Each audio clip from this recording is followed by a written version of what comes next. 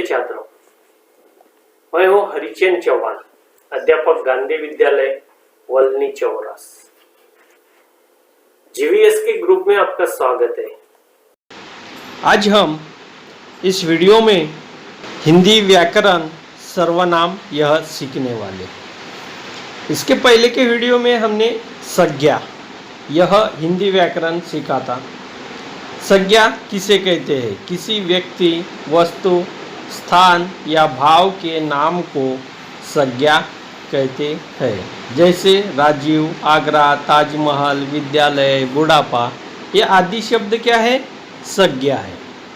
तो आज हम देखते हैं सर्वनाम किसे कहते हैं। सर्वनाम की परिभाषा: संज्ञा के स्थान पर प्रयोग किए जाने वाले शब्दों को सर्वनाम कहते हैं।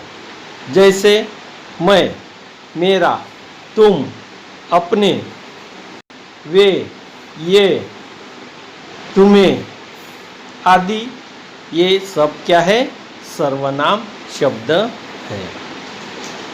जैसे कि किसी का बार बार नाम अगर लेते हैं हम लिखते समय या बोलते समय, तो वह अच्छा नहीं लगता है। जैसे मेरा नाम दर्शिल है, मैं कक्षा 8वीं में पढ़ता हूँ, मेरे स्कूल में स्नेह सम्मेलन का कार्यक्रम है आदि। यानी दर्शिल के जगह बार बार हमने नाम, उस नाम की जगह सर्वनाम शब्द का उपयोग किया है। जैसे कि मेरा, मेरे, यह क्या है? सर्वनाम है। यहाँ तक आपको समझ में आया होगा।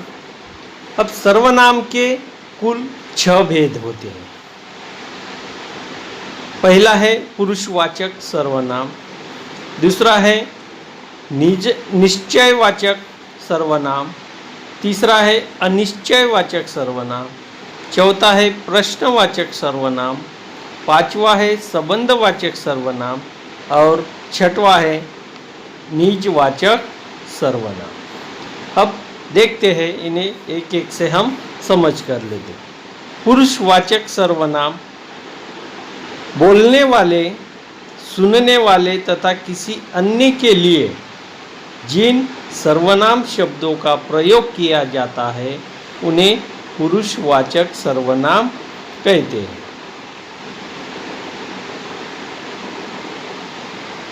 सर्वनाम, पुरुषवाचक सर्वनाम के 3 प्रकार होते हैं। एक पहला है उत्तम पुरुषवाचक सर्वनाम, दूसरा है मध्यम पुरुषवाचक सर्वनाम और तीसरा है अन्य पुरुषवाचक सर्वनाम। अब उत्तम पुरुषवाचक सर्वनाम किसे कहेंगे हम?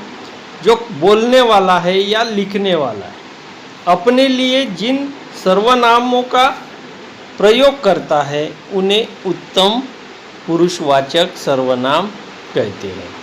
जैसे मैं, मेरा, हम, हमारा, हमें, मुझे, मुझसे, हमसे, ये आदि उत्तम पुरुषवाचक सर्वनाम के उदाहरण हैं। दूसरा है मध्यम पुरुषवाचक सर्वनाम, यानी यह होता है सुनने वालों के लिए, श्रोता के लिए।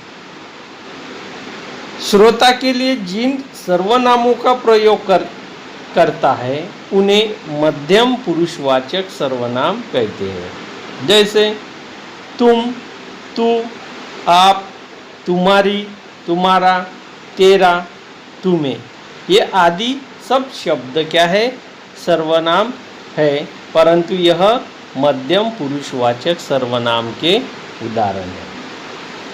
तीसरा प्रकार है अन्य पुरुषवाचक सर्वनाम। वक्ता या श्रोता के अतिरिक्त किसी अन्य व्यक्ति के लिए प्रयोग में लाए जाने वाले सर्वनामों को अन्य पुरुषवाचक सर्वनाम कहते हैं।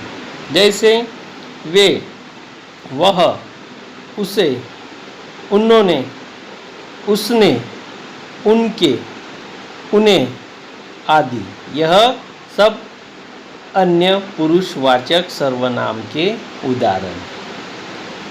निश्चयवाचक सर्वनाम, दूसरा भेद है जिन सर्वनाम शब्दों से किसी निश्चित व्यक्ति या वस्तु का ज्ञान होता है या हमें बोध होता है उन्हें निश्चयवाचक सर्वनाम कहते हैं। अब जैसे कि यह मेरी घड़ी है, वह मेरा बैग है। यहाँ पर इन दोनों उदाहरणों में यह, वह आदि निश्चयवाचक सर्वनाम है। तीसरा प्रकार है अनिश्चयवाचक सर्वनाम। जो सर्वनाम किसी निश्चित व्यक्ति या वस्तु का ज्ञान नहीं कराते उन्हें अनिश्चयवाचक सर्वनाम कहते हैं। जैसे किसी का मोबाइल खो गया है, खिड़की के पास कोई खड़ा है। यहाँ किसी और कोई, इन दोनों शब्दों से किसी भी व्यक्ति या वस्तु का हमें ज्ञान नहीं होता तो इन शब्दों को अनिश्चयवाचक सर्वनाम कहते हैं। जैसे किन्हीं, कोई, किसी, कुछ आदि से हमें निश्चित संख्या या किसी वस्तु या व्यक्ति का बोध नहीं होता, इसलिए इन शब्दों को सर्वनाम कहते हैं, लेकिन वह अनिश्चयवाचक सर्वनाम है। प्रश्नवाचक सर्वनाम। जिन सर्वनाम शब्दों का प्रयोग प्रश्न पूछने के लिए किया जाता है वे प्रश्नवाचक सर्वनाम कहलाते हैं। सुनीता कहाँ जा रही है? तुम्हें किसने बुलाया? अर्थात यहाँ पर इन उदाहरणों में कहाँ और किसने, यह शब्द क्या है? सर्वनाम है, लेकिन वह प्रश्नवाचक सर्वनाम है। कहाँ, किसने, क्यों, कब, कैसे, किससे, किसे, यह सब शब्द क्या है? प्रश्नवाचक सर्वनाम शब्द है।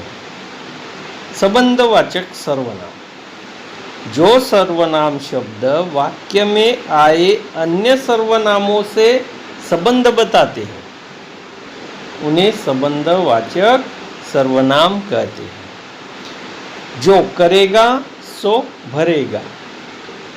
यहाँ पर इस वाक्य में जो और सो यह दोनों भी अन्य यानी एक दूसरे से संबंध बताते हैं। जो करेगा सो भरेगा, जैसी करनी वैसी भरनी। इस वाक्य में जैसी और वैसी यह शब्द क्या है? संबंधवाचक सर्वनाम। उदाहरण के तौर पर जो सो, जैसी तैसी, जैसा तैसा, जिसको उसको, जिसने उसने, जिसकी उसकी आदि यह संबंधवाचक सर्वनाम है। निजवाचक सर्वनाम। जिन सर्वनामों का प्रयोग कर्ता स्वयं के महत्व को बताने के लिए करता है, खुद के लिए,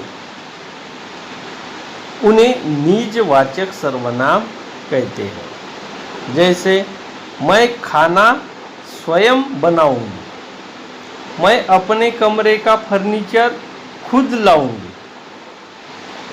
यहाँ कर्ता कौन है? मैं है, लेकिन उसका महत्व बताने वाला और एक शब्द है जो स्वयं और खुद। तो ये जो है दो सर्वनाम, यह निजवाचक सर्वनाम है। खुद, स्वयं, अपने आप आदि निजवाचक सर्वनाम है। यहाँ पर सर्वनाम यह व्याकरण का भाग समाप्त होता है। आपको यह वीडियो पसंद आया हो तो ज़रूर इसे लाइक और सब्सक्राइब करें। धन्यवाद।